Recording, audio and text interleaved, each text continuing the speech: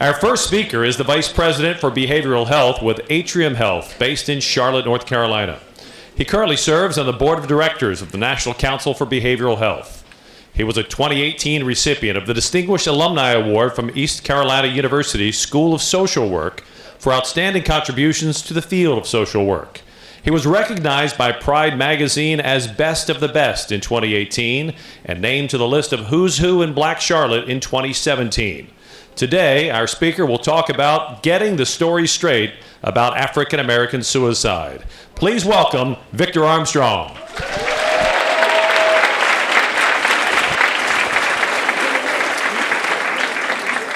Good afternoon. I live in Charlotte, North Carolina, as you heard. Lived in Charlotte for about 5 years. Charlotte is a beautiful city, but about 3 years ago, there was a lot of civic unrest in Charlotte. There had been a shooting of an African male by a Charlotte Mecklenburg police officer. So there was a lot of tension between the African American community and law enforcement. One of the things that every morning, I get up at 4 o'clock, I go run, then I go to the gym and lift weights. So one particular morning, I get up, I do my run, it's about 4:45, so I'm walking to the gym, kind of on my cool down, and I notice that there is a car trailing me. I can't ignore it because I can feel this car as it's just kind of creeping up my right side. And so I know at some point, I have to turn. And so as I turn, I see the letters on the side of the car, CMPD. Immediately I know this is not going to end well. Here I am, African-American male, I'm about the right side of tasing, and I'm walking prominently on before 5 o'clock in the morning. So as I trail my eyes up the side of the vehicle and lock eyes with the driver, lo and behold, I realize the driver is a white male. It's getting better all the time. But he said something I did not expect. As I walked out with this man, he said to me, "Do you know you're being followed?" I said, I'm not followed. That's why my voice gets high when I lie. It does. But then he says to me, "There is a fox that's following you for about the past 2 blocks. And every step you took, this fox was trailing you. And as I look off into the darkness, about 30 yards into the darkness, I see the little fox ears sticking up." And he says, "We've been having reports of a rabid fox. Just wanted to make sure you were okay. I'm going to follow him to make sure he doesn't hurt anybody. Have a nice day." Fox must have heard us talking about him because he turned off and ran across the churchyard. But as I'm telling you this, everyone in here, based on your life experience, your narrative, and based on the backdrop of what was going on in Charlotte, you finished that story somewhere along the way. Now, for some of you, when I said I get up and exercise 4 o'clock in the morning, you said, "I'm done with this guy. He's not right." But now for some others, when I said there's a car trailing me, somebody said, "I know how the story ends." When I said CMPD, somebody said, "I know how the story ends."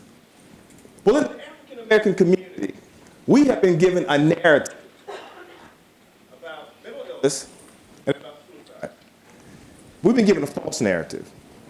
The question is, why have we been given this false narrative, and why have we bought into it? Statistically, 63% of African Americans believe that mental illness is a sign of weakness. And because of that belief, we have created in our communities a code of silence. We create a code of silence around our communities and a code of silence around our households. My African American friends probably have all heard at some point in their lives, what happens in this house stays in this house.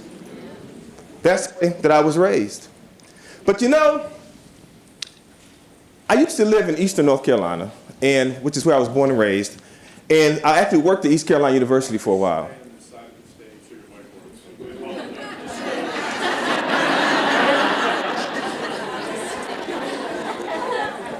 So, as I stated, when I see a white man coming towards me, I know this is not going to end well.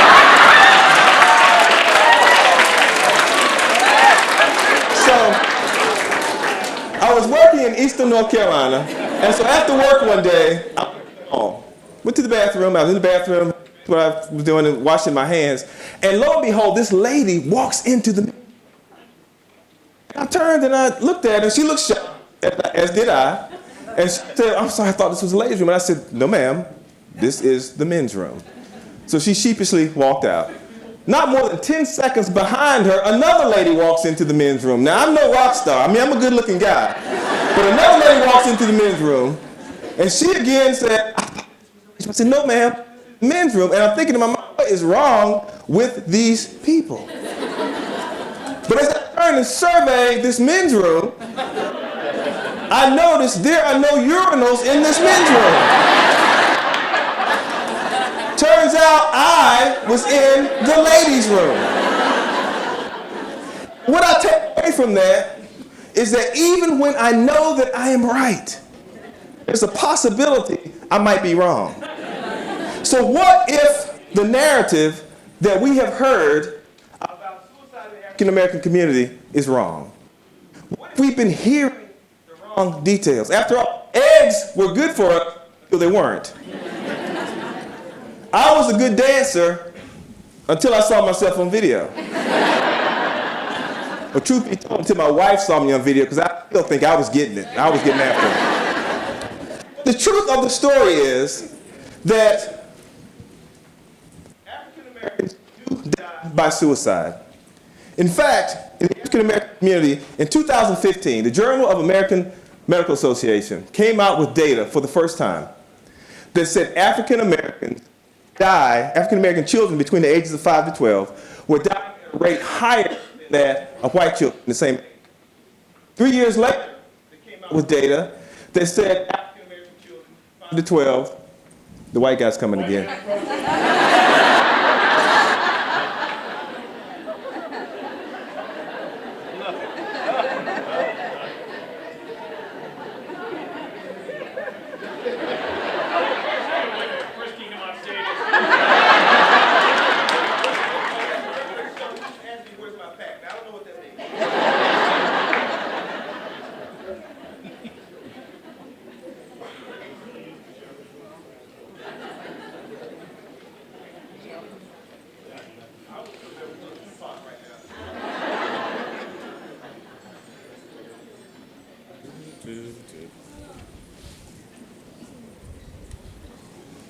All right. Jerry Sandusky, everyone. Not that Jerry Sandusky. Totally different Jerry Sandusky. I can vouch for this guy. He's a good guy. So, this thing is going wild too, so 2015, the Journal of American Medical Association first came out with data that said African American children aged 5 to 12 were dying at a rate higher than that of white children in the same age range. 3 years later, 2018, they found that African American children aged 5 to 12 were dying at a rate twice the rate of white children in the same age range. Now that was new. That's new news to African Americans. In fact, for African Americans in the ages range between 10 and 14, the rate of suicide has increased 233% in the last 20 years. So much so that African Americans in this country, in reported suicides, these are suicides that we know that are reported, there are almost 3,000 reported suicides of African Americans in this country every year, and about 80% of those are African American males. So of all the things that we think about that are impacting our children and impacting our African American males, the one thing we don't talk about is suicide, and suicide is one thing that is preventable. The other thing we know now, better than we knew 20 years ago, is we know the impact of trauma. We also know that trauma occurs significantly higher in populations and communities with socioeconomic challenges. And in the African American community, our people in our community are more likely to face domestic violence, more likely to face drug issues, more likely to live in poverty. And if you look at the numbers, African American children make up about 17% of the total youth population in this country, but make up 45% of children in foster care and 40% of children in the juvenile justice system. African American population, we make up about 12%. Can I walk this way? We make up about 12% of the total population of the United States, but we make up 40% of the total homeless population in the United States. We know there are over 400,000 individuals living with mental illness in jails and prisons in this country. So much so to where the 3 leading facilities for mental health, mental illness, are jails. We also know that suicide is the #1 cause of preventable deaths in jails and prisons. Now, why does that impact African Americans? Because over half the people in these jails and prisons are black. I mentioned that I lived at one point in Eastern North Carolina. Now, I grew up in a little town called Plymouth, North Carolina, son of an African-American preacher. My father was a pastor, pastored for 48 years. Just retired about a year and a half ago. But in all the time that my father was preaching and pastoring, I never remember one time hearing my father or any of the other ministers that he associated with talking about mental illness from the pulpit. They talked about illness, they talked about healing, but never mentioned mental illness.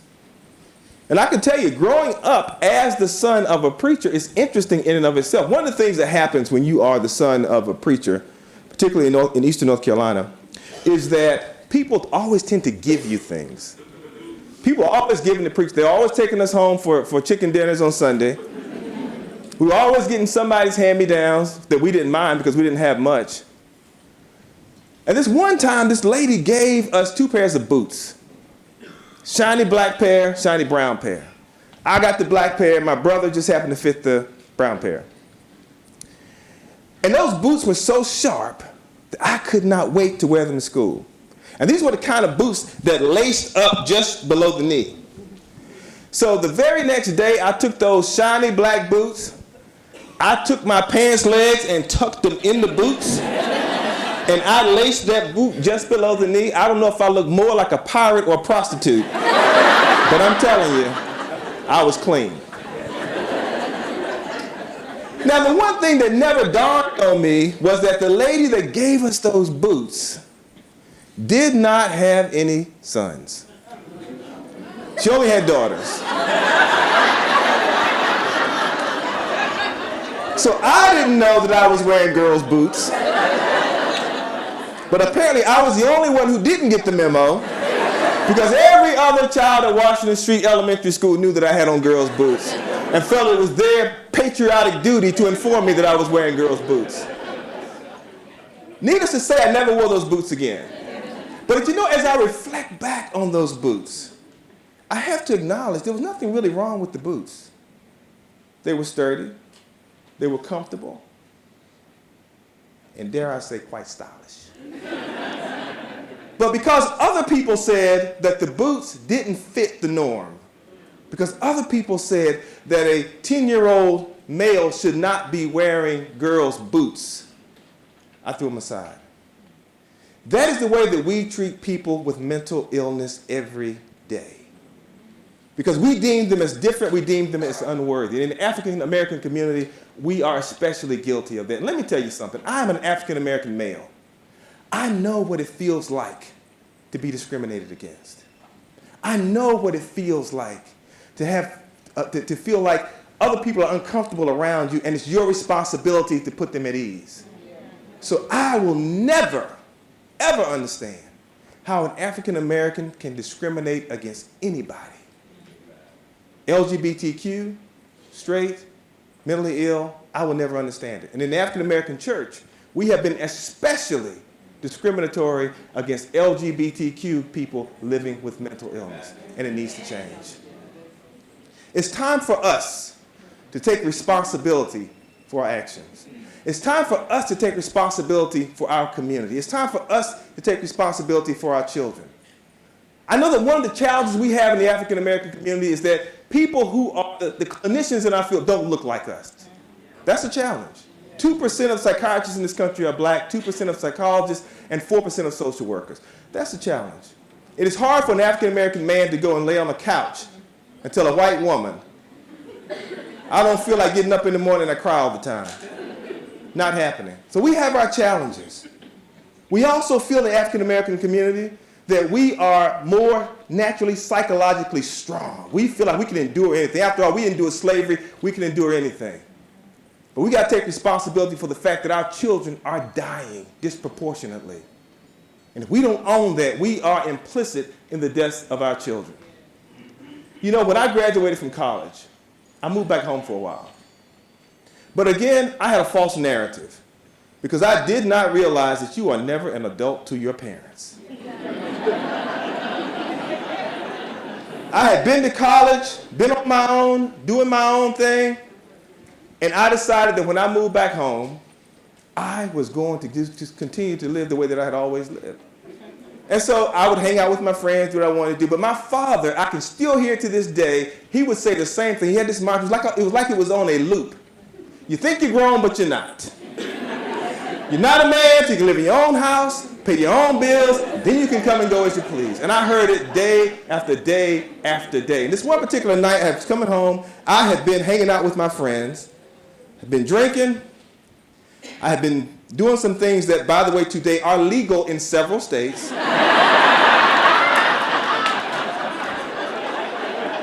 And I will testify before Congress that I did not inhale.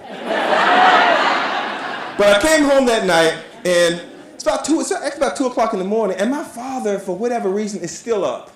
Now, normally he's in bed by this time, but he's a pastor. He'd been out visiting the sick or something. But I know I have got to get past him. Now, he's in the shower. So all I've got to do is get into my room, get to bed, and put the covers on my head, and I'm home free. So I sneak into the house, trying not to creak a floorboard, get into my room, get under the covers, home free. I hear the shower stop, hear him get out of the shower, hear him coming down the hall. All I've got to do is hear him go into his room and close the door, and I'm golden. I don't hear that door close. In fact, I hear him stop right outside my door. He hesitates for a minute. Then he asked me a question I was not expecting. You been drinking? I said, no, I haven't been drinking. He said, don't lie to me because I can smell it. Let me tell you something. You think you're grown, but you're not. You're not a man till you live in your own house, pay your own bills, then you can come and go as you please. And that loop started over again. And I knew if I want him to stop, I have got to turn around and face this man, just let him get it out of his system, or I'm not going to get any rest. So I turn around and he starts up again. You think you're grown, but you're not, blah, blah, blah, blah, blah. But as my eyes adjust to the darkness, I realize that my father, standing here lecturing me, is butt naked.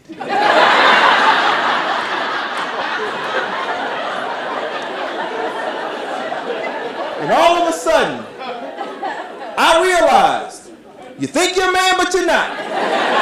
You're not a man till you live in your own house, pay your own bills, then you can come and go as you please. I may not have said anything to you today that you didn't already know. I may not have said anything that you hadn't heard before. But if it takes you visualizing me as butt naked, do whatever you have to do. But I want you to take away from this today, like you have never taken away before, that suicide does not discriminate. Thank you.